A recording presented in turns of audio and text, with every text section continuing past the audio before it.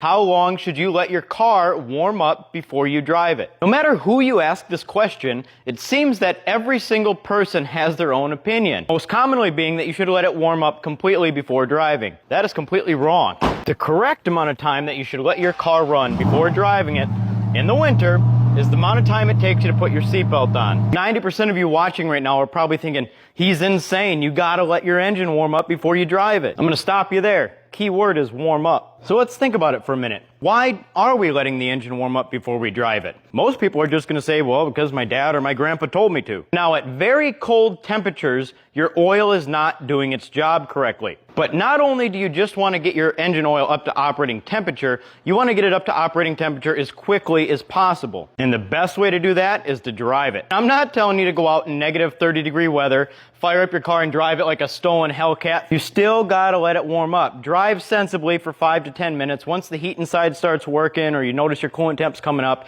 you should be good to continue business as usual. And did you know that most vehicles don't even start filtering the oil until it gets hot? Thick oil can't be pushed through the filter media, so there's a relief valve in there that allows the oil to bypass it, and that would...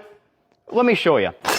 Alright, so we got this oil filter cut open. So normally your oil flows in here through these outside holes. It goes around the outside of the filter here, and it is pushed through the media and returns to the engine through this center hole. What do you think would happen if you pressurized and forced syrup through this paper filter? You'd rip it to shreds. So when the pressurized oil comes up and it's trying to go through this and it can't, it goes up over the top, and this is called the relief valve. When the pressure overpowers it, it opens and it allows the oil to bypass it and go right through the center. When it comes to oil filtration, this isn't even a winter thing. This is an all the time thing. You have to get your oil up to temperature so it can be filtered. This is one of the reasons that highway mileage is considered so much better, because they're more likely to go on long trips and have their oil up to operating temp filtering their oil. Basically, if you're one of the people that only has a few minute commute to and from work, you don't drive your car long distances, you might as well not even have a filter. There's one more thing I want to mention when it comes to cold weather. That is, if you have a block heater, use it. Somewhere